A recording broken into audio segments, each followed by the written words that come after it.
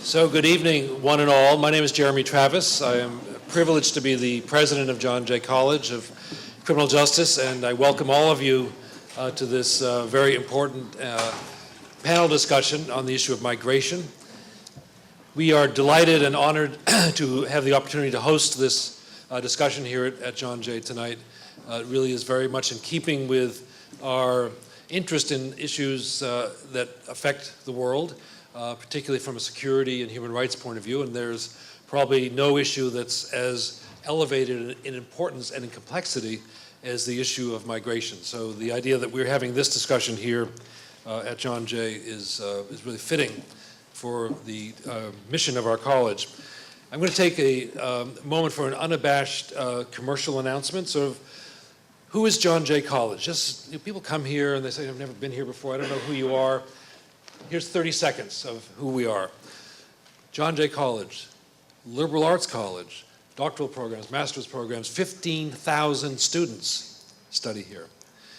We're part of the City University of New York, which means that we have a special role in our city and in our world in providing educational opportunities for those whose families can't afford to send them to Harvard and Yale and Wesleyan, but we're every bit as good as Harvard, Yale, and Wesleyan. A little pride there. And we have a special place in the world, is that we educate for justice. So our theme is that we educate for justice. We call ourselves fierce advocates for justice because we care about the world, we care about making it a better and safer place that respects human rights and human dignity and the rule of law. And on top of all that, our students, who you probably saw today, represent the diversity of New York City in terms of their place of birth, their race, and their ethnicity. 3/4 of them students of color, 60% women, 1/4 of them born in another country but grew up in New York. So we have a special place, we like to think, in thinking about the future of our city and our country and our world, and we take that very seriously, and we have lots of fun here. So where are we right now? We're at the Moot Court. So the Moot Court is part of our new building. Spectacular space. We're looking, if I'm looking, you're not, looking east. And if you came across the space with us from my office, you walked across the Jaywalk. So it's called the Jaywalk. So if you get the pun and the English nuance here, we asked our students to name that space. We gave them many options. They could call it a plaza, they could call it a commons, they could call it a quad, or they could give it a new name that they wanted to give it. And we had a vote for 3 days. And the students gave it the name on the first day of the Jaywalk. And that name won the most votes. So that's the Jaywalk. This is John Jay. This is the Moot Court. So I welcome you. Enough of the commercial announcement, just so you know who we are. So the very good fortune that we have tonight is to also celebrate our long-standing partnership with CAMEA, which is the sort of think tank of the Ministry for Citizen Protection and Human Dignity in Greece. And CAMEA has, over the years that we've been watching them and working with them, established itself as a real powerhouse in Greece and in the region and indeed in the European Union for doing careful work, careful thinking, careful scholarship on issues of security and human rights. And we're privileged to call them our partner. Tonight's discussion is part of a longer series of discussions that we've had here at John Jay over issues facing the Balkan region. And this is a good opportunity for me to thank our colleagues from the Stavros Niarchos Foundation who have made this work possible. They've allowed us to bring experts from the Balkan region and from Italy and from Spain to John Jay to talk about critical issues facing the region, proving again the old adage, if you bring people outside of their comfort zone and outside of the place where they're always about to go back to work and bring them to a new place, in a neutral place, the mind expands. And you can think thoughts that you might not have thought otherwise. We're delighted that the Niarchos Foundation representatives are here, and I recognize Vasili Chamis and Agero Ziklas for their support, and we say thank you to all of their colleagues in Athens as well, who are also good friends. And we want to acknowledge and celebrate another partnership that's evolving with the Office of the Consul General here in New York, the Consul General representing Greece, and represent Georgios Ioannopoulos Iliopoulos. There we go. That's better that time. Iliopoulos, right? Someone said yes. Thank you for that. I'm working on it. Who is now a frequent guest here at John Jay. And of course, our friends from Kamea, who you'll hear from in a second, who are our long-term partners. So in the life that I lead, I unfortunately can't stay here because I have one other obligation tonight that I have to attend to. So I'm going to unfortunately leave and not be able to participate and learn from your panel discussion. But let me first just introduce our Consul General, who will say a few words of welcome. I am polite enough to be here as long as the Consul General is speaking, and then I'll have to leave. And then you'll introduce the panel and invite them up. Is that the way we're doing this? I'll introduce people. You're introducing, and who does he introduce? And then someone else introduces someone else, right? But we'll figure this out, right? So please join me in welcoming to the podium Georgios Iliopoulos, the Consul General of Greece.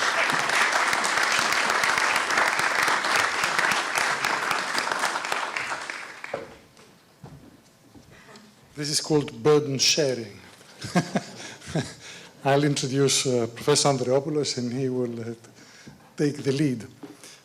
President Travis, distinguished guests, ladies and gentlemen, I would like to start my brief remarks by thanking John Jay College, the President, and Professor Andreopoulos for kindly hosting this event. This is the second event we co-organized with John Jay College, the first being the lecture last year by Minister Nikos Dendias on the rule of law. And I must say that cooperation with this college has always been very easy and problem-free. As most of you already know, John Jay College is organizing cooperation with KEMEA, the Center for Security Studies in the Ministry of Public Order. In June, it's a biennial international conference in Athens on promoting the rule of law in an era of change. And we all wish them the best of luck. I'm sure it will be a huge success. Migration is a global issue. Greece, like many other southern European countries, Italy, Spain, and of course not to forget Malta, have experienced enormous pressure from uncontrolled migration flows over the past 2 decades. At first, from countries from the former Eastern Bloc, then from countries further away. Today, besides the motivation for a better life, the problem becomes more acute because of the latest developments in Africa, the Middle East, including Syria, but also in Asia, countries like Afghanistan or Pakistan, or many other countries. The current EU framework for dealing with this issue punishes the member states at the southern external borders. I know that I'm stating the obvious when I say that illegal immigration threatens not only social cohesion in the countries of Southern Europe, but also the prospect of growth and prosperity. This problem cannot be considered a Greek problem, an Italian, Maltese, French, or Spanish. Greece has made enormous efforts to cope with this influx in the midst of a very serious financial crisis. It has created a coherent national strategy for management of its external borders, but even so, its national asylum and migration systems are under unprecedented pressure.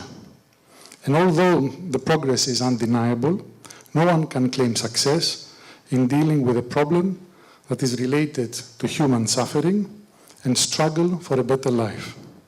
Failure is unfortunately part of the job, but improvement is all we can ask for.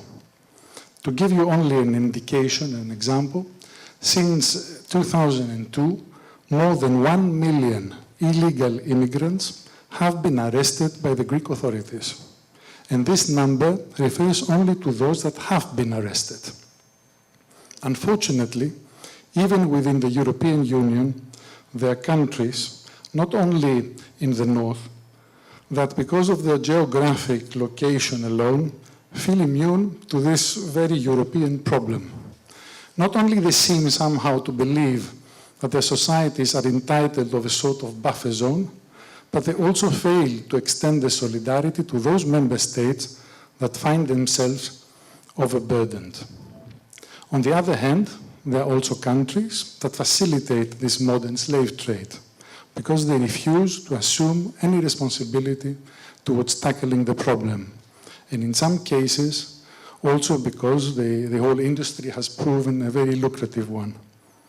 Dear friends, knowing that you are all eager to hear from our panelists, I would like to welcome you this evening and give without further ado the floor to Professor Andreopoulos, who will introduce us to the panelists. Thank you very much.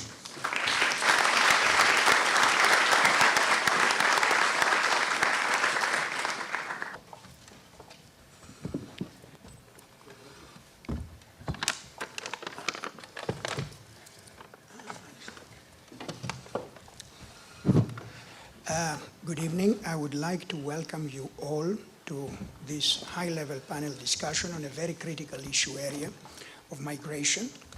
And before I say a few things about the panel and what are some of the issues that we have asked our panelists to address, I also like to acknowledge the contribution of the Consulate General of Greece in New York. I've been around this city for a long period of time, and I've had to work with many occupants of that office, and I have to say that we've never had a smoother cooperation since you've been here, so we really appreciate that, Mr. Iliopoulos, and also express our appreciation to the Stavros Niarchos Foundation, whose continuing support of our programs, and in particular our partnership with the Center for Security Studies in Athens, has made possible a series of very productive outcomes, including, of course, the upcoming conference in Greece on the rule of law in an era of change, security, social justice, and inclusive governance. At a time when migratory movements call for effective management and international cooperation in a region with a continuing commitment to a fair and inclusive social orders, ensuring such effective as well as legitimate responses constitutes a key task of democratic and accountable governance. Clearly, the issue of migration involves many and complex issues, and it will not be possible to address all pertinent issues in this panel discussion. However, we have offered a series of focal issues and questions to our panelists around which we have asked them to address their remarks. And these include the following. What are some of the main issues affecting the prospects for effective international and regional cooperation in dealing with migratory flows? How do we address the tension between local, national needs and expectations and international and regional regulations and requirements? What are the challenges facing particularly vulnerable groups within migrant populations, especially women and children? What are the main obstacles to ensuring more inclusive social orders, especially in a time of austerity? And last but not least, what are the responsibilities of governments, civil society actors, and intergovernmental organizations in advancing integration policies? And I'm very pleased that we have a distinguished panel to address these issues, and I will not, of course, read their bios because you must have all received one pager that we have prepared with the resumes of all the speakers, just with their titles. Dimitrios Papadimitriou, who is the president of the Migration Policy Institute in Washington, D.C.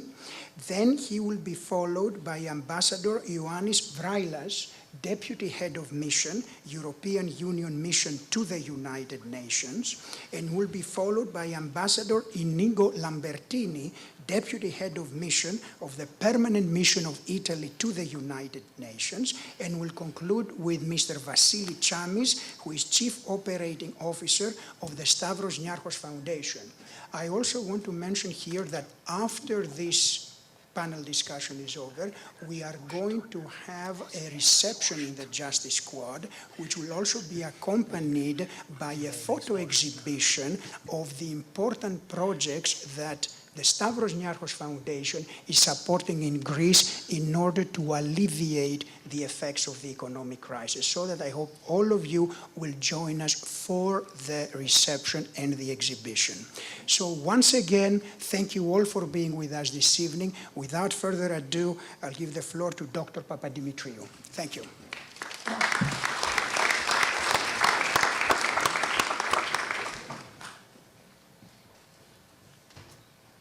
Good evening, everyone. I'd like to thank the organizers. And I will start with Mr. Iliopoulos, who talked me into coming to this event. And I'm glad that I was able to make it. It's a pleasure to be here. Needless to say, you will find my remarks a little different than the remarks of my colleagues, and you'll also find them a bit provocative. But before I start talking, I wanted to thank Mr. Michalis. I don't know you, but you know, at the President's office, I felt a sense of solidarity. You were the only person who did not have a tie. And feel free to take your jacket off, and then we're going to be in complete solidarity. Thankfully, several of you younger people don't have jackets on. I appreciate that. I think the organizers did a very good job in terms of the questions that they formed, which really go to the heart of the matter. If I were to sort of translate what it is that they have suggested, is that if we're going to make a difference, if we're going to have a different set of outcomes gradually over time with regard to illegal immigration, we're going to have to engage all possible levels of governance. In Eurospeak, and believe me, there is such thing as a Eurospeak, this is a multi-level governance kind of an issue. Indeed, at the international level, there are conversations. I said conversations, I didn't say outcomes, that talk about these issues all the time. As we speak, this week in Stockholm, something called the Global Forum on Migration and Development is meeting for the 7th time in 7 years, and there are going to be about 150 countries and about 600 people who will be sitting around talking about these very issues. Some of these people in subgroups are going to be talking about migration and development. Some will be talking about managing migration to greater advantage for all who engage the process. Some of them will talk about the relationship between migration and development and how to have better development outcomes from international migration. What they will not be able to talk about is how do we manage migration better at the international level, because despite all these conversations, migration is still at best a sub-regional issue. In the case of the EU, of course, it's a regional issue. And in most instances, it is a bilateral issue in a small way and a unilateral sovereignty issue in over 90–95% of the times when it comes to major, or for that matter, mid-sized receiving societies. So effectively managing migration includes everything, from the conversations at the global level to passing and implementing immigration laws. And just in case you're thinking that anybody does the job that they're supposed to do particularly well, let me assure you that nobody does their job particularly well. So don't have great expectations anytime that you go into meetings like this if you would like to hear as to who is doing it better than anybody else. Another of the questions suggests that perhaps a regional approach, a la the EU, might be a better way to go about that system, managing this system. But people tend to forget, and first and foremost our European friends tend to forget, is the uniqueness of the European Union. How many times have you or I or others heard about, somehow in North America coming up with an EU system, forgetting the reasons for which the EU organized itself the way that it did about 60 plus years ago, 1951, the history that led to it, the evolution of the sets of institutions that it has created, and the uniqueness of how each member state relates to Brussels and vice versa. So the European Union is an interesting thing to be studying with regard to managing migration, but it is not a solution that is likely to be in any way adapted in other parts of the world, because in comparative thinking and public policy, context is king. I didn't say that context matters. I say that context is king. So today, we're going to talk a little bit about what is going on in that part of the world, just like the Consul General said.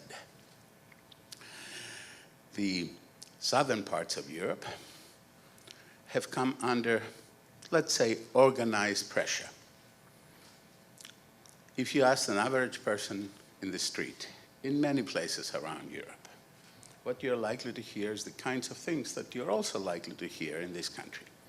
Namely, these poor people sacrificing whatever it is that they need to sacrifice, spending their fortune, however small that fortune is, taking all the chances, because the system is so perverse, where all the chances have been taken by the individuals, the cargo, while all of the benefits and virtually nothing negative ever happens to the people who move people. And people forget that this is organized. People forget that syndicates are making an enormous amount of money out of this organized movement.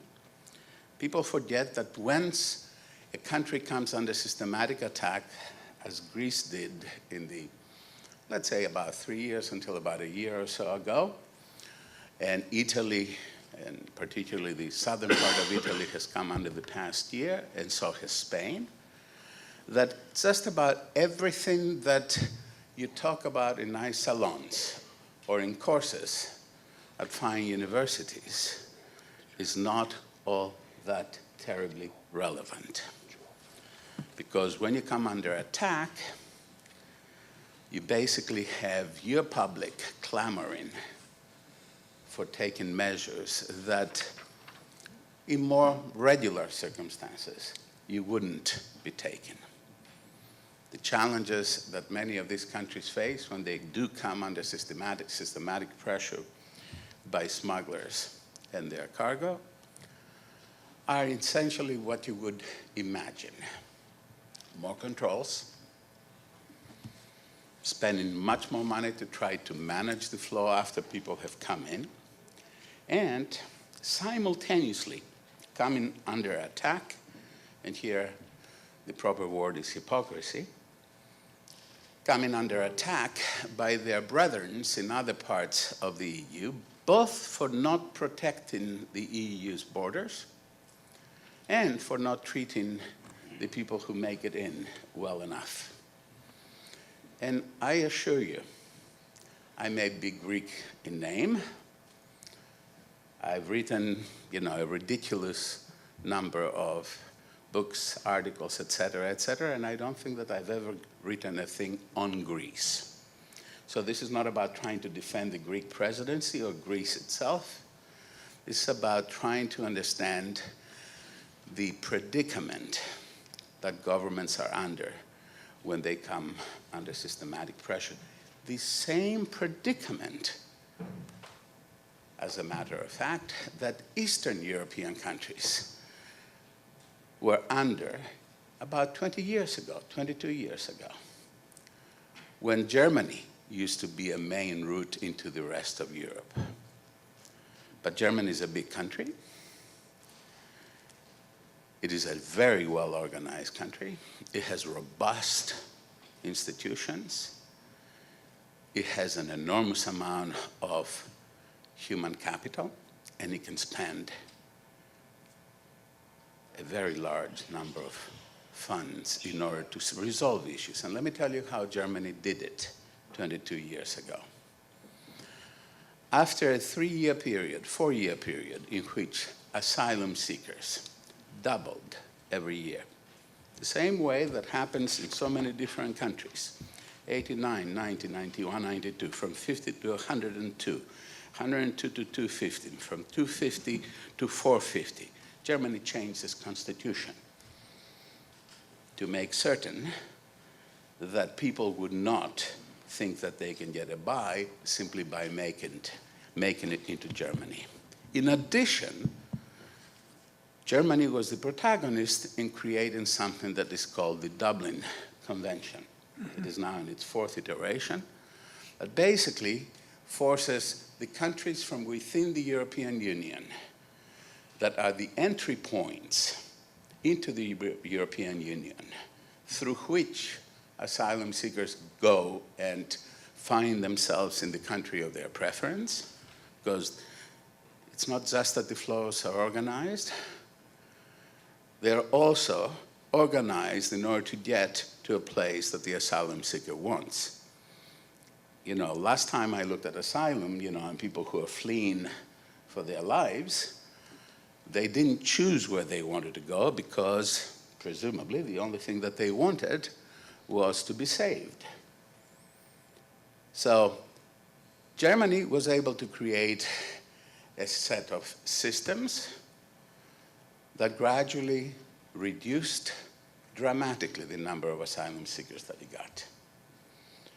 And 20 years later, with a whole bunch of buffer states, which are the accession 8, in other words, the member states that joined the European Union in 2004 and the 2 states that joined the European Union in 2007, and with special agreements with countries that are outside of the European Union. But at the borders of the European Union, Northern Europe is safe, but not, because, and here is one of the things that we need to be particularly careful about. Despite the fact that Southern Europe still takes very large numbers of unauthorized immigrants masquerading as refugees, and I'll explain that sentence, the Central European countries, including Germany and France and others, actually also have more than their share of refugees. These are people who come in through airports, present themselves, and ask for asylum. And those numbers are also very large. So the picture is a bit more muddied than you would think. So what do we do about all this? I think just like, the invitation says, or the topics that Professor Andreopoulos put on the table say, you have to have greater regional cooperation. But what's the region? Who do you cooperate with? And what are the terms of this cooperation in any set of negotiations? For negotiations to be successful, one of the parties has to give something that's of value to him or her in order to get in return something that's of greater value. What does the EU give to the region when it negotiates with them on these issues? Next to nothing. And is the EU, the Commission, organized enough to be able to use all of the levers that it has available in order to be able to be a real successful negotiator? I'll tell you what the EU does not have. It does not have work visas. Work visas belong to the member states. It can offer greater openings in terms of travel to the EU, and that is significant to a certain degree, but it's not significant enough to change anyone's mind. And the only other thing that the EU has that's of substance is development aid.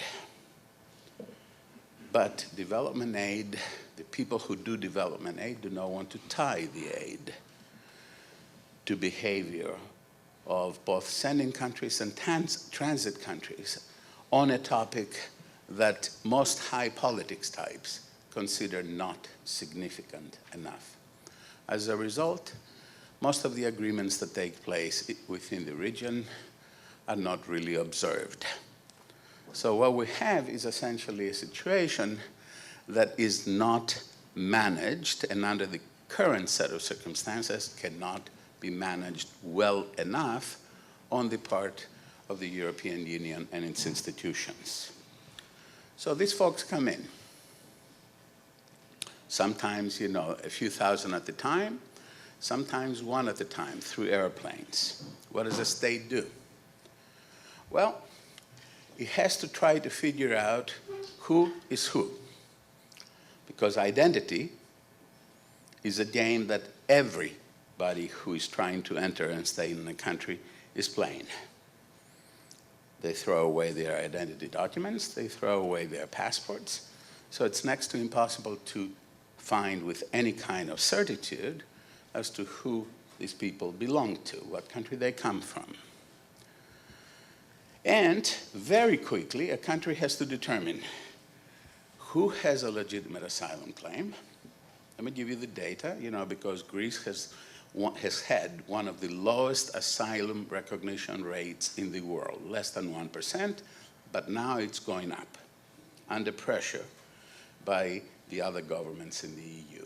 But even other countries that are much more generous with regard to asylum essentially find only 5 to 7 to 8% of all of the people who come in a country illegally and say we're asylum seekers as deserving of asylum protection.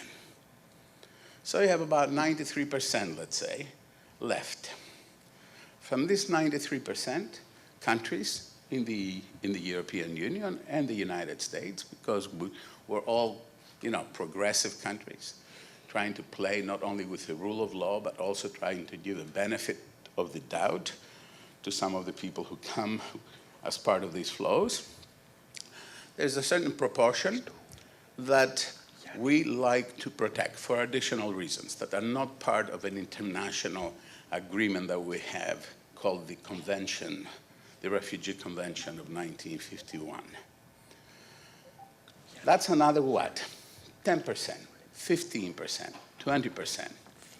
You still have about 73% left. From this 73%, everybody's fairly certain that they are not refugees, they don't have a legitimate claim to asylum, and they should be returned. But return, of course, takes time, is very expensive, and the biggest problem, how can you return people to countries when the ambassadors of these countries say to you, she's not mine. Can you prove to me? Can you prove to me that she is this or he is that? So from this remaining 70%, another 20, 30, 40% you cannot send back. And the 30% that's the remainder, you send back, but it costs an awful lot of money, and it takes a long time before you can actually send them back. So the moral of all this, and I'll stop here, is the system that, in a sense, exists de facto in Europe, and perhaps a system toward which we are moving in the United States, is as follows. Don't you dare come in. If you come in, if you try to come in, we'll stop you. On the way to trying to come in, your kids and yourself may be raped, will certainly be abused. Whatever money you have, we'll take it from you. After you make it in, you will be our indentured servants in order to pay off the rest of your debt. And in the last step, whether it's the southern border of the United States or the Mediterranean, a whole bunch of you will die. That, ladies and gentlemen, is the perfect definition of what it means to have a system that lives in a perverse world.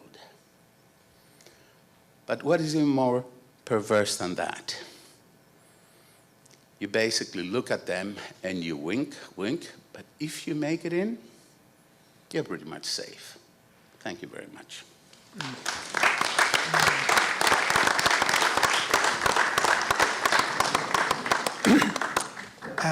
Thank you, Dr. Papadimitriou. Ambassador Vreile.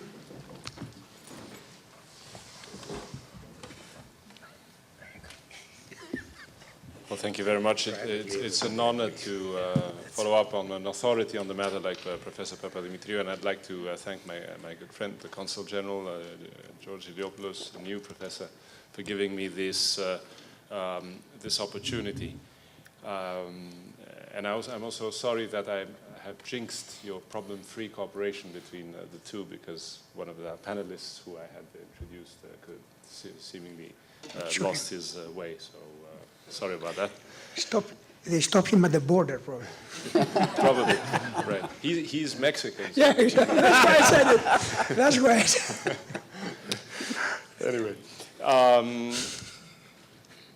I didn't find the remarks by Professor Papadimitriou very provocative until the end. I hope you didn't mean that it is the official EU policy to sort of treat the people that way. I will admit that I'm not an expert on the matter. I'm your traditional jack of all trades, and so I asked my colleagues in Brussels if they could not send me some material that I could use for this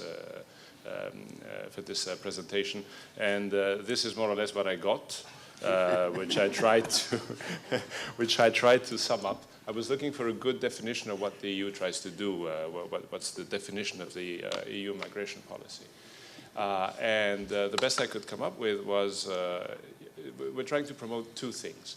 A well-managed, and I'll get back to that, a well-managed migration policy in support of our wider comprehensive political, economic, and social objectives. And also to promote the concept of an open and secure Europe while upholding the highest standards of human rights. So a bit to the other extreme of what we were hearing a little earlier. And of course, I understand also that what the picture that you also have in mind is that of immigrants cramped in unseaworthy boats, trying to make a perilous trip to reach Europe, and very often paying the ultimate price for it. Why is a well-managed migration policy important?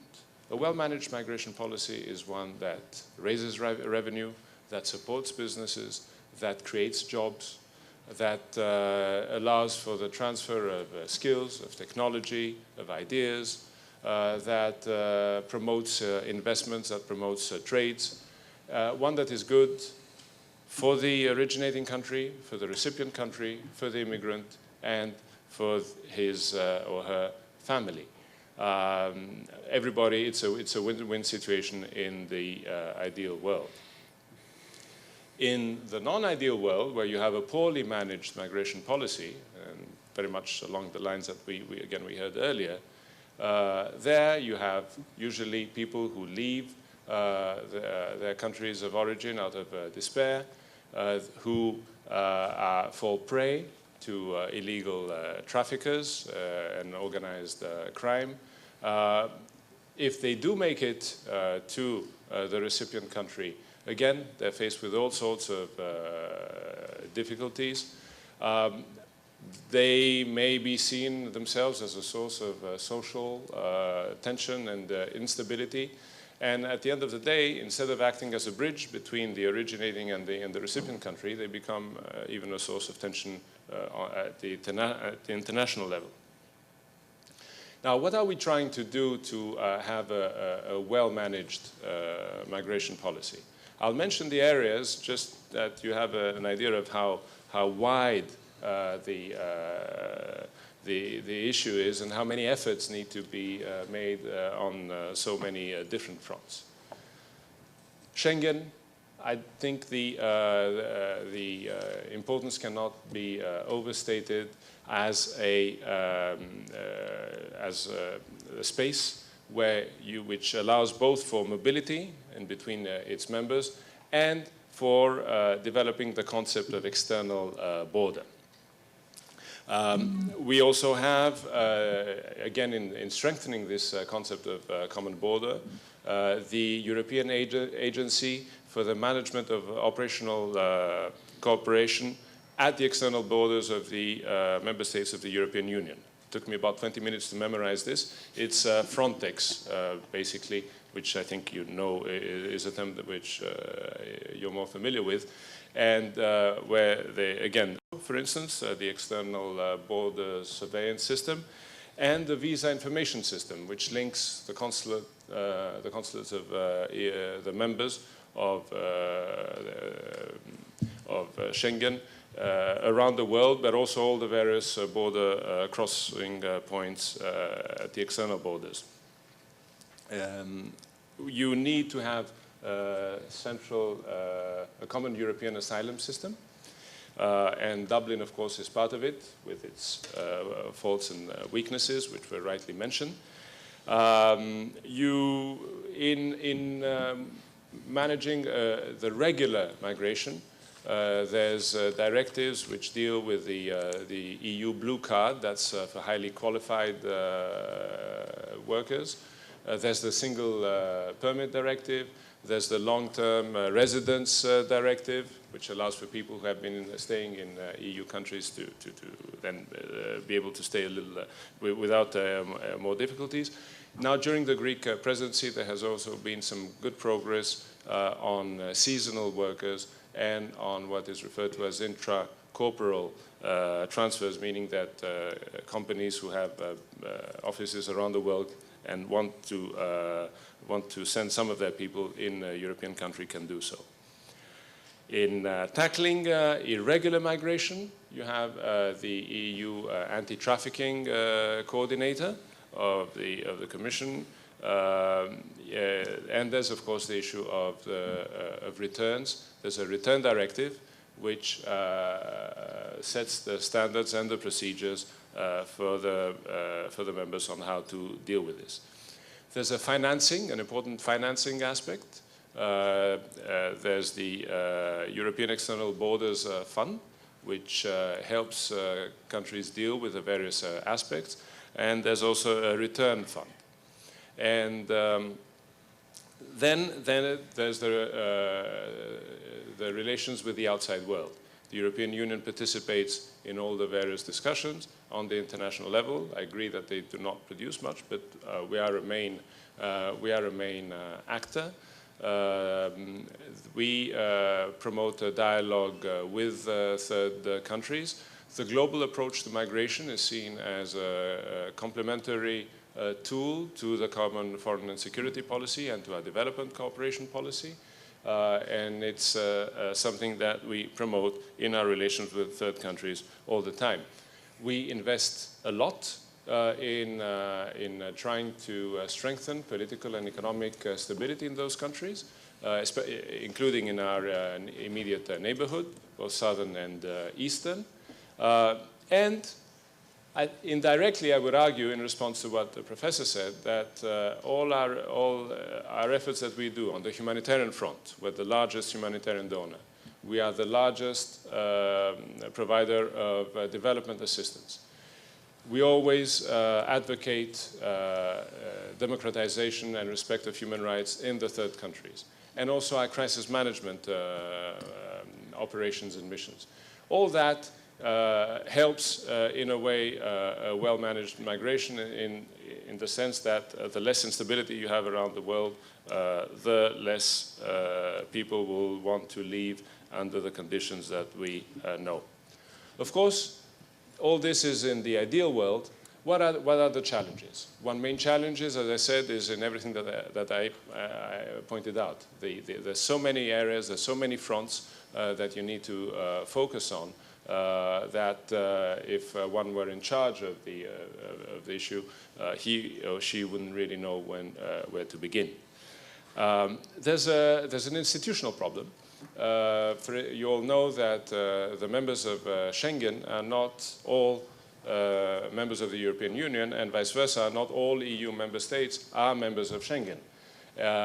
So that creates sometimes practical difficulties. For instance, these days I was reading that the United Kingdom, which is not a member of Schengen, would like to participate fully in Frontex, but the European Court has said that no, you can't, since you basically cannot have your cake and eat it, is the message.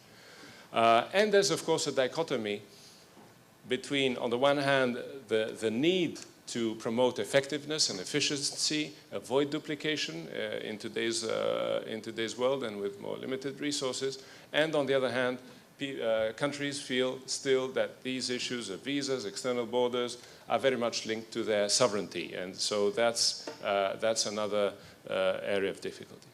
But the main problem is the numbers. The numbers have reached such a magnitude that it's extremely difficult now to deal with the issue in a proper manner. For instance, we had 175 million immigrants around the world in 2001. We're now at 232 million. The figures are of 2012. When it comes to requests for asylum, they fluctuate a little.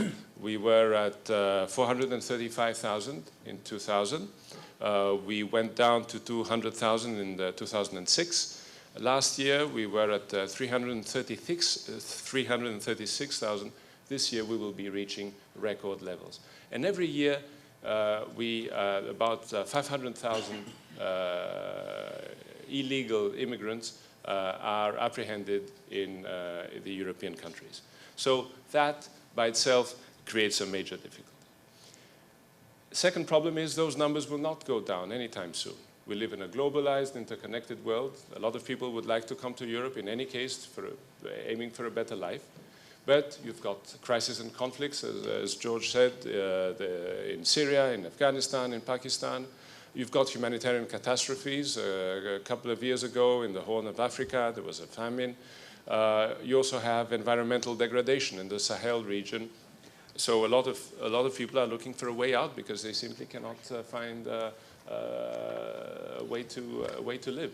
Johannes. 2 minutes. Got you. I was told to do that. Absolutely. No. It's revenge. Tips of that. 3. The numbers are not evenly distributed among the member states, and that creates the problems of solidarity that both George and Professor Papadimitriou mentioned, and which I'm sure my Italian colleague will refer to as well. And finally, other numbers that went up were that of the deficit and of unemployment in many European countries. And so in times of austerity, as was said, it is more difficult to confront the problem. Societies are vulnerable, and of course then they're prone to xenophobia and to those who try to promote anti-immigration laws. One final word, what do we need to do? We need to continue our efforts. You can never be satisfied with a situation that we all know. And I think we all have a duty as governments, civil society, academia, journalists, to try and fend off some of the stereotypes that surround immigration. Immigrants cannot be always a scapegoat for everything. They cannot serve our purpose when the going is good, and they provide cheap labor for the kind of jobs that we don't want to do, and they're suddenly the source of all evil when the going gets a little tougher. Thank you. Okay, thank you.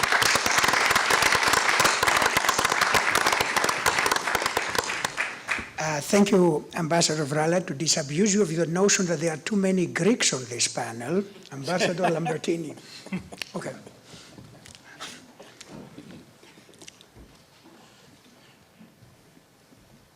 Well, maybe I can name myself Lambertinopoulos. So maybe Lambertino. Thank you for the John Jay. Thank you to the professor. Thank you to the Consul General. I think you, with all the audience, look the Greek presence in the audience.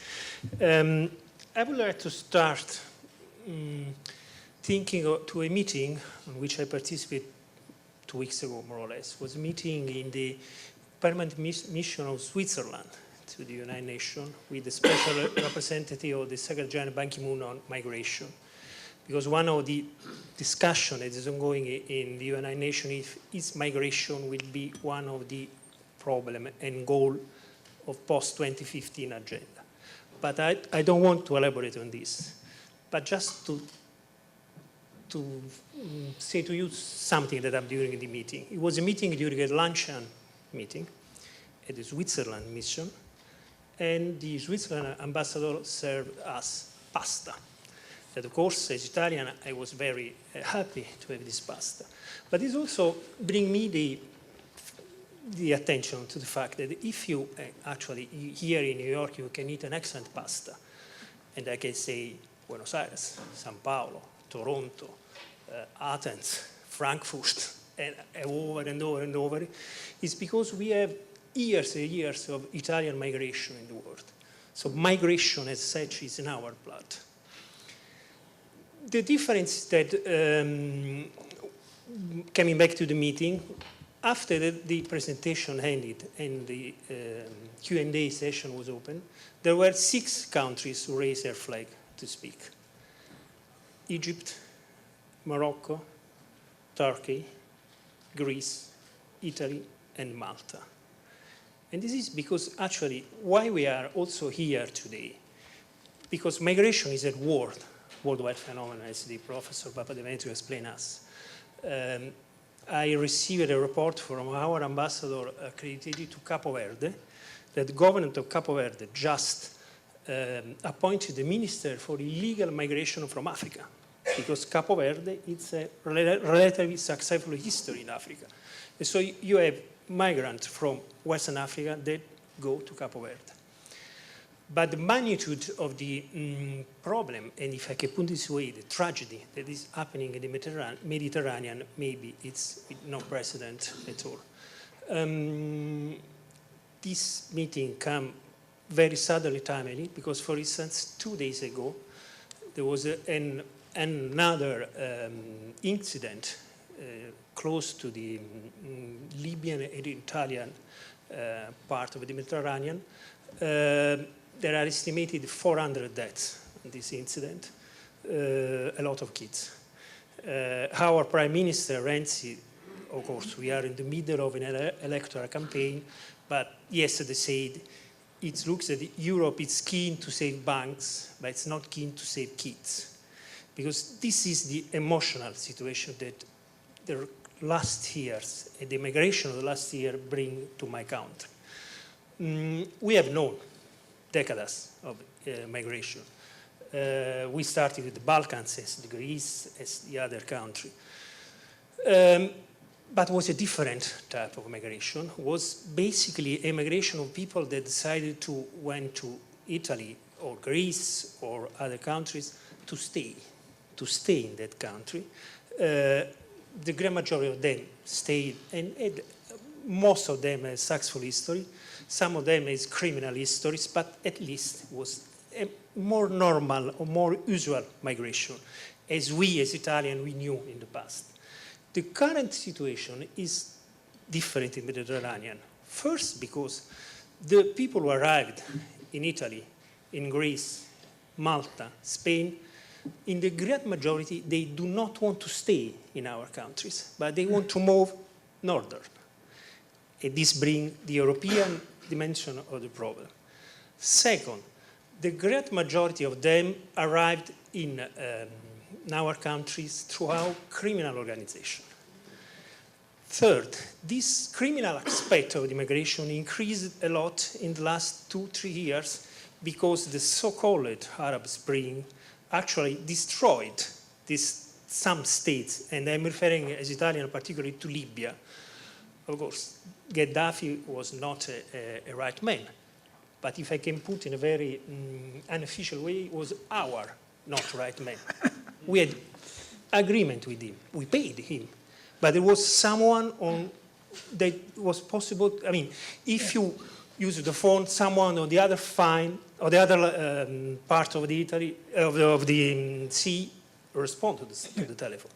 Now in Libya you have no one, but thousands of organizations that brought people to the north. We have another similar, even worse incident close to Lampedusa 1.5 years ago, where there were hundreds of people who died. And the emotional pushing of this was so hard that we created, thanks also to the European Union, this organization, this program that's called Mare Nostrum. It's a Latin name of the Mediterranean when it was the Roman Empire, and maybe it was more quiet when we were in the end of all the Mediterranean. That basically, what was it, Mare Nostrum? We moved southern our boat. Basically now we rescue people 40, 50 miles north from the Libyan shoulder. But this situation created another complication. It improved the criminal and illegal migration, because now the trafficked people knows that after 40 miles, there are the Italians there. So the quality, if I can put it this way, of the ships are so degraded that increases the possibility of accident. What's happened 2 days ago was the fifth very wrecked ship that moved in 2 hours from a little part of Libya close to Benghazi. This is basically the dimension that we are trying to face currently in the Mediterranean. And as Johannes said, the situation, it will not know in the future any amelioration. According to the figures of our services, so put in with some, I mean, there are around 800,000 and 1,200,000 people in the desert approaching to the trafficking people of Libya. There are people that have nothing to lose. The people who arrived in Lampedusa or in Greece, it's already, if I can put it in this very cynical way, it's already the product of a selection. There are a lot, they've already lost their lives in the desert, or lost their lives on the coast of the Libya, or lost their lives in some part of Egypt. And in this picture now, you have to add what 2 years ago was incredible to imagine, illegal migration from Syria. The big difference that, at least in Italy, we see in these two different forms of migration, that coming from the African part, in the great majority are young, male, alone people, coming from, and not very skilled. Some of them have already did this trip 2, 3, 4 times. They try to arrange their future. People who arrived from Syria, and they arrived in places where until 2 years ago the migration phenomenon was unknown. You know, all the northern part of the Sicily, the Calabria, the part close to Puglia, are qualified people, a lot of physicians, engineers, professors, family, women, kids. They will never return back. And they want to go, in the 90% of the cases, to Sweden, Germany, Denmark, Finland. I have no solution to put here in the discussion, but I just want to underline that this is a pivotal problem for my country as the other country of the Mediterranean. It's a problem that complicated a lot, also our internal life. If I can put another not to do dimension, as Ioannis said previously, and this is really, we should think because it's possible, to deal in a very clear manner with this situation. One, maybe the most important thing is we have not to do is to transform the migration in political issues for election in the country. This is what we did for years. The party of the Lega Nord basically exploit the fear of the Italian of losing something. But we are not alone doing this in the world, not only in Europe. It's very easy to exploit this. The Europe could help us to explain the real dimension of the issues, but clear we need a more coordinated effort. I thank you, and I'm glad that I don't have the 2 minutes rule. Yes, just made it. Thank you. Thank you, Ambassador Lambertini. Mr. Chami.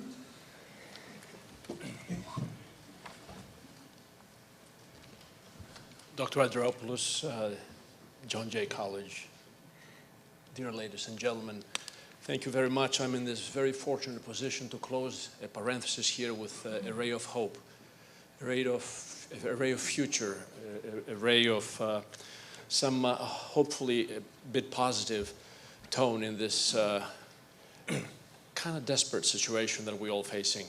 I represent the Stavros Niarchos Foundation, a foundation that it has 3 offices around the world, some 55 people. It's the brainchild of Stavros Niarchos, the shipping tycoon is known by a lot, who felt that he should really share some of his fortune with the less fortunate. We have a very broad agenda, a very wide spectrum. We are in arts and culture, education, social welfare, health and medicine. And the man who succeeded in focusing in many areas, he also deliberately left the space open for us to interpret his wishes after his death in 1996. The panelists before me describe with eloquence, clarity and precision all the elements and the difficulties in relation to this very thorny problem that exists. I have nothing much to add really on the technicalities of the issue. You know very well the economic maladies that are facing the region, the pathologies of the individual European Union economies, but if the theory of relativity prevails, then you will see that it is, after all, better for these poor people to cross, to take their lives in their hands and cross the oceans to come to Europe. Still today, the destination of choice for these people is Europe. In the foreseeable future, most likely will continue to be the same. There's no doubt about it. Our own foundation's objectives in life is to address this wide spectrum of needs, and we do this with a very deliberate and organized fashion. We support other philanthropic organizations that have an interest in helping mankind around the world. We have 2 major focal areas in our decision-making process. First of all, we see if these other non-profit organizations that we support have a clear mission and add value to the society. And secondly, if their leaderships, their management in place is committed, devoted, motivated, unconditionally supporting the cause that they came to existence. Having that in mind, we are going back and back test after we provide the support, and we make sure that they committed and they deliver what they promise, deliver satisfactory results, viable solutions, not just good intention or wishful thinking. In this wide area of spectrum of our activities, we have up to now provided in those many philanthropic causes over $1.5 billion since our existence in 1996 in some 2,500 grants distributed to some 110 countries. In the particular area of migration, we supported in Greece 5 quick examples that I will give you. The Greek Council for Refugees, which is a 25-year-old organization aiming to improve access to free legal aid and social counseling for asylum seekers arriving in Greece.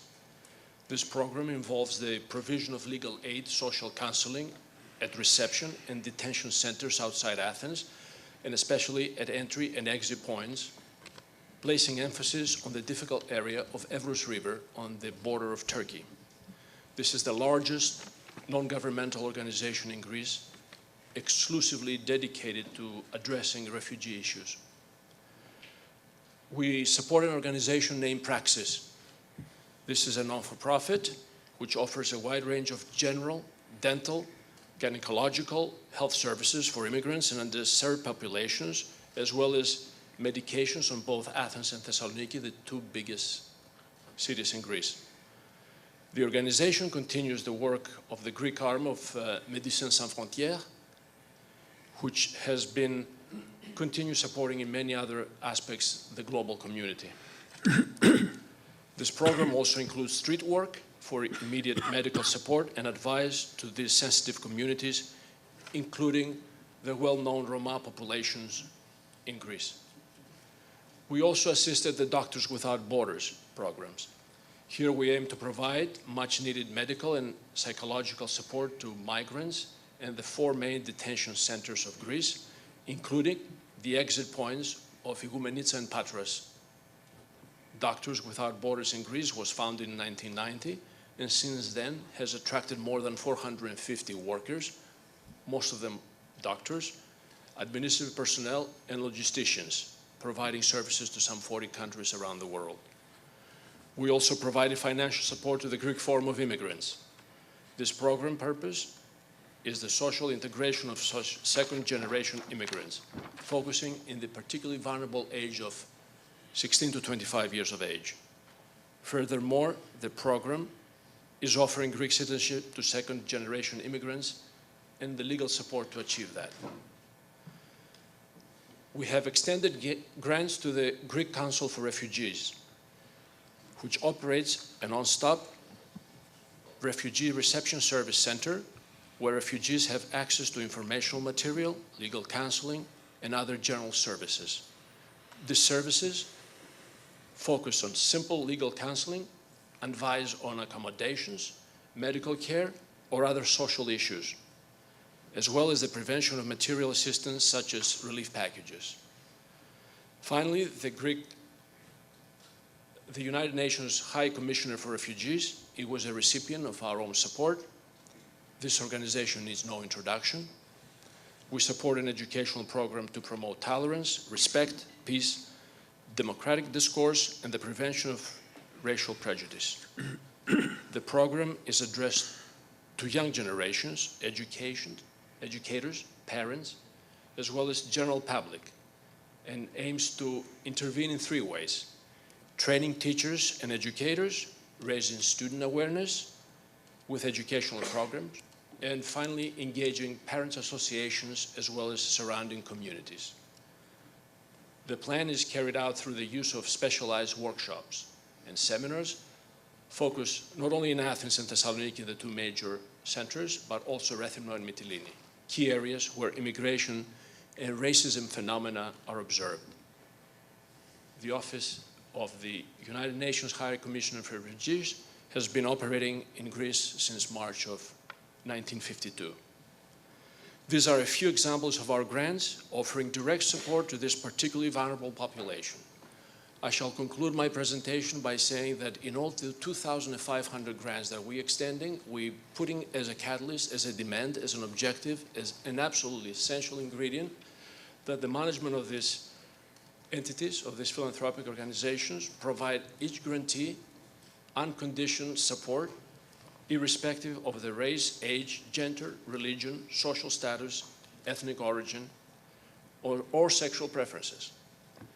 Close by saying we still have faith in the mankind, we still have faith, and we still hope.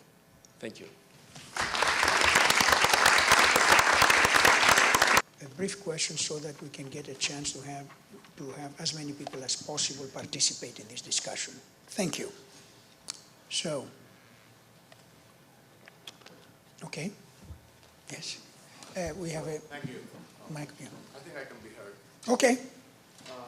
My name is Panos Adamopoulos, and I came here to the States on a student visa, an immigrant myself.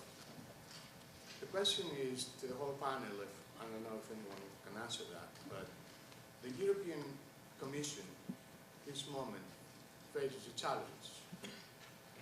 And as it relates to Greece, these challenges, I believe that and what do you think of the policy design should take into account all the weaknesses that the Greek government is facing today because of the financial crisis, to attend to a problem that has been overwhelming for Greece, and I'm talking about Greece because I can relate to that much more. Italy is the same, Spain, Portugal.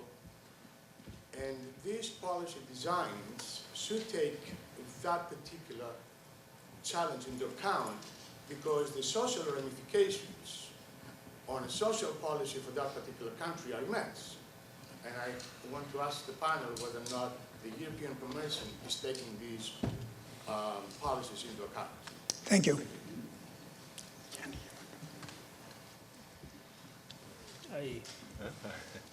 I just can comment. The size of the problem, the paramount of the problem, it's so big that even a Greek government in the fully economic stable situation or an Italian government in the full, et cetera, they can't have any sort of solution alone. That means that the European Commission has to intervene in a very strong way, in a more effective way than what's happened today. The problem is that we are moving in a period of change at the European institutions, new election, new European Commission, and so the urgency is there, but not the political agenda. If I may just... Please. Oh, no. Sorry. If I may just complement, it is not just the European Commission. The decisions are taken by the member states, and this is where we have the difficulty, because as was said, there's divergence of interest, which is a fake one. I would not agree that the countries of Northern Europe or the core of Europe are immune to the problem, because at the end of the day, if the waves of refugees and immigrants and others keep showing up, they will be swarmed just like the southern Mediterranean. So it's really a case of showing solidarity and finding a collective answer to a problem that affects everyone. And it's also fair to say that the countries of Southern Europe are not asking for handouts, just give us money. They are asking for a comprehensive policy that will take care, to the extent possible, again taking into account the magnitude of the problem, of the various issues. I am trying to actually, when I heard you talking, I said, we need to be a little more positive. He's right. Mm-hmm. But Mr. Adamopoulos asked a question that you cannot spin in a positive direction, however hard you try. So, should the European Commission cut some slack to the Greeks because of these surrounding circumstances that they have, whether it's the financial crisis or, for that matter, these organized flows trying to come through Europe and the islands in order to get to Greece? And here, what you have is clashes of priorities and principles. The European Union is also a space where the rule of law has to be observed. And it's not just European law, but all laws. And unlike us, the Europeans observe the European Convention on Human Rights, which requires member states to behave in a certain way. the behavior of some time the behavior of places in the south of Europe with regard to these unregulated flows essentially violate the rule of law. More importantly, however, they violate the sense of values that the European Union stands for. It is extremely important. So the European Union, in a sense, just like so many member states, at the same time insist that the Southern Europeans protect Europe's borders, and at the same time insist that they treat people properly according to the rule of law, European law, international law, and, of course, in accordance with the values of the Union. Now, you see, I said something positive, I think. Now, let me say something that is a bit of the opposite of positive. Just like the deputy permanent rep, sorry, I am going to deputy head of mission, like Ioannis said. It is not Brussels only that does that. An awful lot of member states, I'm not going to mention any names because I'm not quite sure whether this has been taped or broadcast. It is. It is both? Yeah. Okay, so, but you would think, the good citizens of Northern Europe, as well as some of the not so good, good member states of Northern Europe, and then some member states in the middle of Europe that are, sort of a little more confused about it, have really pressured the Commission and sometimes very directly Greece and other member states to actually protect the borders better. And there is a European Court of Justice decision of about 2.5 years that has enraged these very good citizens of Europe. Namely, the court ruled that when people who enter Greece or Italy or whatever else, Spain, because Spain now is under the microscope, in addition to Italy, when they enter these places, and according to the rules of the Common European Asylum System and Dublin 14, I'm sure there are no 14, but I just want to exaggerate this, there is the requirement that these countries can send these people back to the country through which they enter the European Union for their asylum claims to be adjudicated there. But the court said, because the conditions in Greece in this particular case were so bad, these places could not send asylum seekers back to Greece, which added to their burden, the burden of the people where the asylum seekers had all along wanted to go. We have to understand that this is, I said perverse, but I think when I heard some of my colleagues, the word almost became obscene rather than perverse. It's systematic. I think it is extremely important for the Niarchos folks and other foundations to be supporting organizations that focus on offering services to these folks.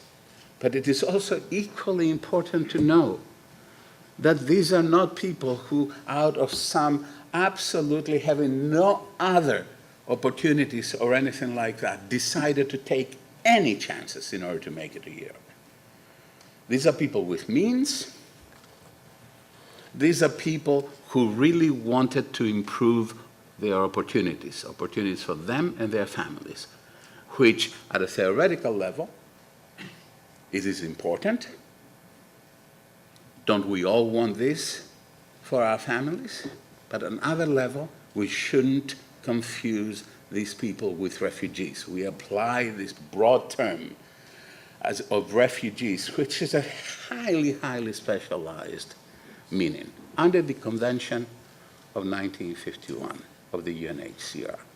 So I think that some smart thinking, some hard heads, and some policies that are implemented with thoughtfulness but also strength are needed in order to send a different message to the people who move people and indirectly to the people who want to put themselves in the hands of horrible people in order to get to Europe. This is called signaling. If you don't signal that even if you make it in, we're going to send you back, more people will come. You heard the data. More people will come. Every time that we embrace and we say this is horrible, you can be guaranteed more people will come. I'll give you an example that happens in Europe, although in Europe people haven't really focused on it, but it's happening in the United States and the US is focusing on it. Minors. We call them in the business unaccompanied minors. That means children, you know, under 17, 17 or under, sometimes as young as 6 and 8 and 10 years old, sometimes brothers and sisters, that are put into this particular, you know, sort of vortex by their families, or who lose their families in the process. Let me give you some numbers. The number of unaccompanied minors for this year in the United States will probably exceed 60,000 minors. Would you like to know what it was 3 years ago? About 4,000 minors. So what do you think happened? It is the behavior at the other end that conveys the message that if you do that, because we are going to protect minors, all civilized societies will protect minors. They're the ones that we care most about. Then what you have is indeed everybody sending their children either to reunify with their families who may be here or to become, in a sense, the entry point and the anchor around which you can build more of a family migration system. This system is corrupt by any definition of the word corruption. Now, I can be more positive. What can we do about it? Because there are things that can be done. One of the best ways to break two of the most horrible things that are going on in the international movement of people that we have been discussing today, two things. The first one is, as soon as people make it into Europe, you move them into a processing center. This way they don't go where it is that you want them, that they want to go. At that processing center, their claims are adjudicated by the nicest, best adjudicators from throughout Europe, under the supervision of the UNHCR. But every time that someone comes to Europe, is sent to a processing center. What would that do, in addition to signaling? It would break, you know, something that is true only in rhetoric. It's called solidarity, European solidarity. Senior people in the Commission, commissioners and, you know, above, will basically tell you that the last thing that Europe is doing on immigration and refugee and asylum systems is promote or exhibit solidarity. In fact, one of them said to me just 5 or 6 years, you know, essentially with the Lampedusa incidents in last October, Europe is all about the opposite of solidarity. So, how do you really move forward in a direction of real solidarity? You send everybody to a processing center. If their asylum claim is legitimate, then you distribute them across the EU. That's the only circumstances under which member states of the European Union, from Sweden to Greece, from Germany to Spain, will agree to take even a single asylum seeker. Let me give you a number that should shock you. The whole of the European Union, 500 and whatever million people, the richest area in the world, including countries that are far richer than anything that we recognize here, resettles 3,500 refugees. Okay? This is the reality.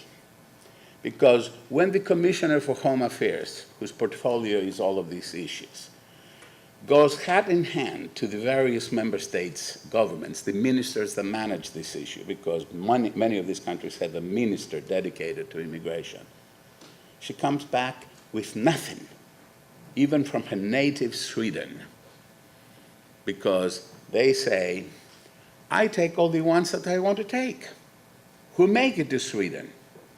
I'm not going to pay for the failures of Greece. I'm not going to pay for the failures of whatever.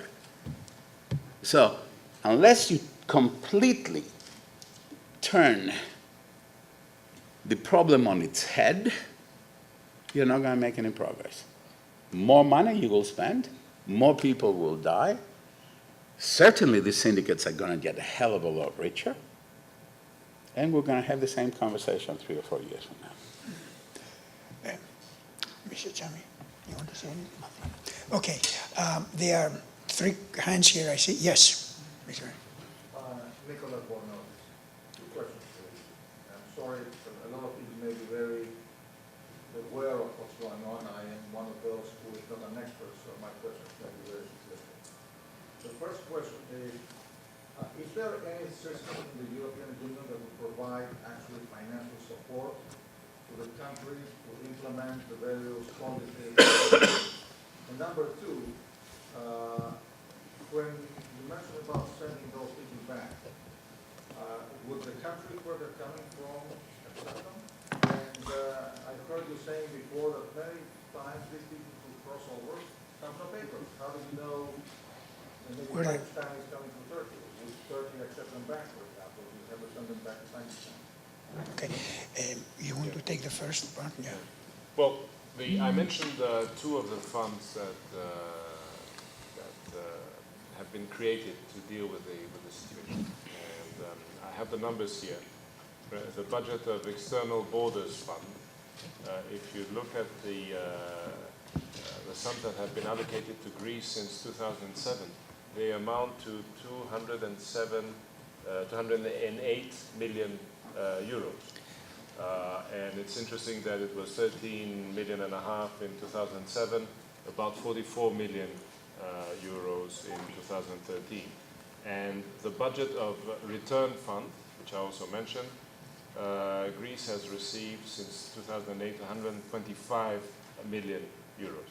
So one can argue that these are not, A, these are not peanuts, and B, that there is a recognition that the sums have been going up, and therefore there's a recognition that Greece is facing particular pressure when it comes to dealing with the problem. I don't know what the figures would be in the case of Italy, but again, this money will go down the drain, go down the black hole if you don't continue to pursue a comprehensive policy and with this kind of solidarity that was mentioned earlier. Okay. Anybody else wants to say briefly something? Very briefly, there's lots of money. There's much more money than that. Okay? I mean, it's exactly as Yannis said, in terms of the amount that has been given to Greece. But DG Home has much more money than that for these purposes. The problem is very often with the ability of the country to actually be able to manage and absorb that money effectively. Okay? So, if you talk to the commissioner or the director general that controls this money, the figure of close to $200 million is always on the table. But it can be absorbed only in much smaller amounts. On the issue that they won't take them back, of course they won't take them back. It's a system. They want something in return. And here is where you're going to have to be a bit of a bully and a good diplomat. You can't be just a good Samaritan all the time. I'm sorry. Okay, Mr. Ambassador, this must not be Afghans. This must not be, I'm not picking on Afghanistan. Call it whatever, These are not Greeks. Yeah, they speak that, they look that, they have all of the characteristics, they don't speak any of the other languages. Of course, as we all know, the variations, even if you speak the same language between two countries, to any guy, any person who is a linguist, of course, are completely evident. So it's not possible that you can say that somehow, you know, he's not whatever or she's not whatever. It's a game. And somebody has to try to manage that game better than we're managing at this time. I think we have time for a couple of more. Just sorry. to add, in our experience, I mean, I don't know if it's a game, but it's quite hard to bring back the people. Professor Papademetriou stressed important issues that basically the 90% of the repatriation is on the shoulder of the Mediterranean countries because of the current European law.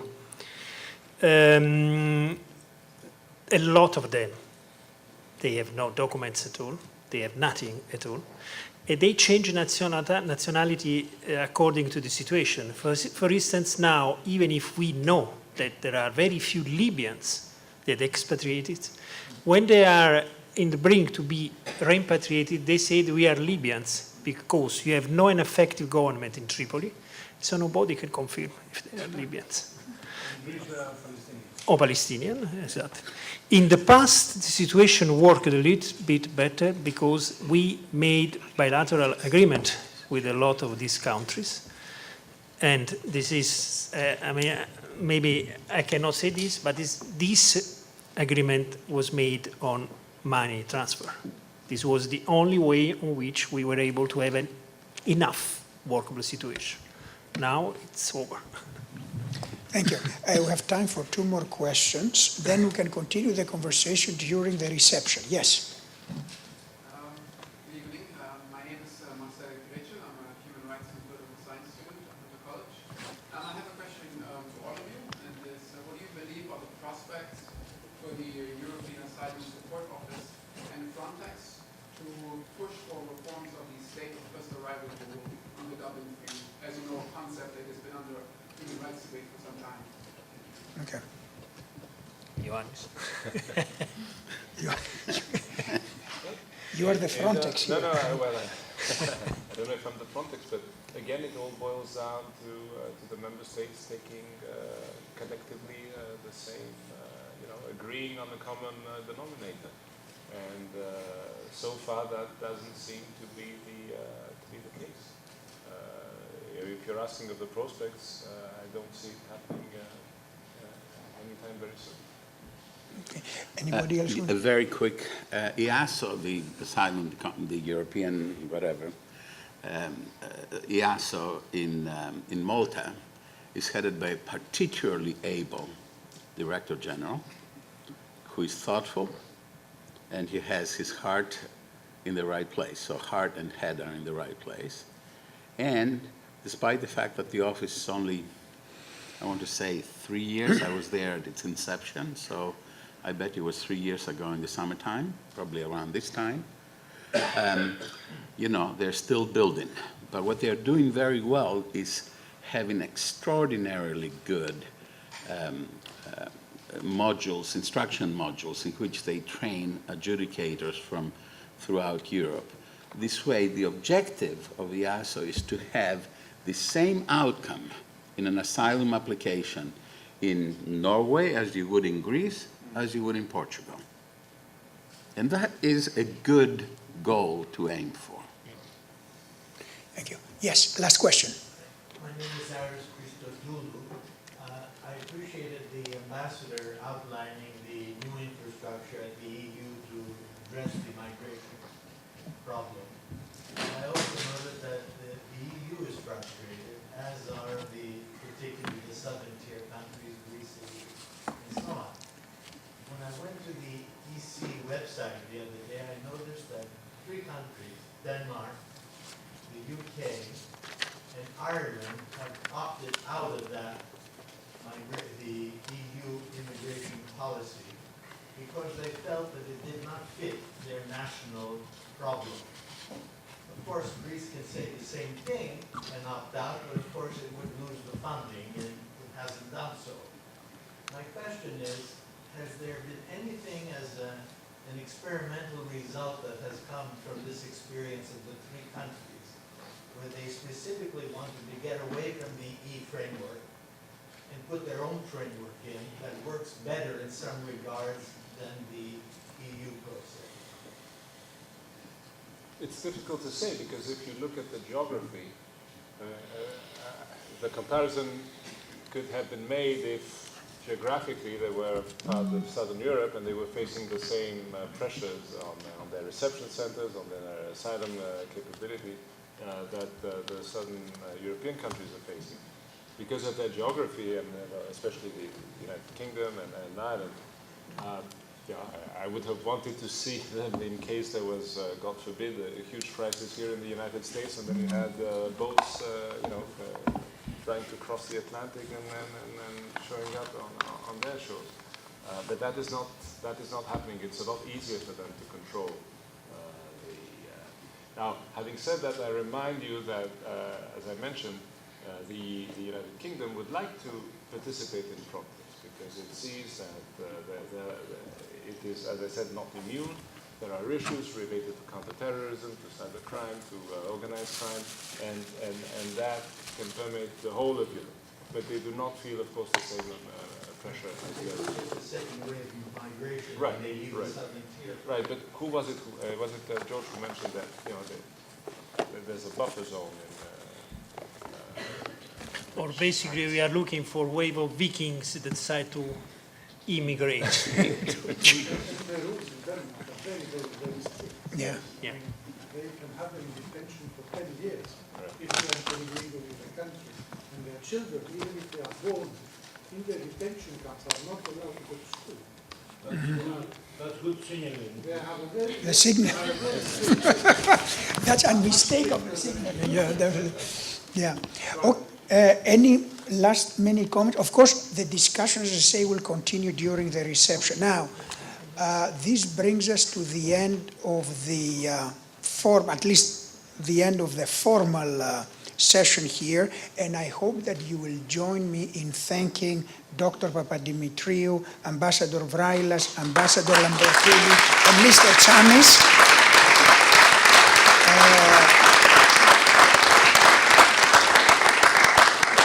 I also, as I said at the beginning, issues related to migration will be addressed at our conference in Athens in June 2014. We are organizing with our dear friends and partners, the Center for Security Studies at the Ministry of Public Order and Citizen Protection. So those of you who are coming to Athens will be able to continue the conversation with us. Those of you who will not be able to come to Athens, I strongly suggest that you rethink your travel plans for your summer and that you try to make a stop, and will definitely allow them in. You are not going to be stopped at the border.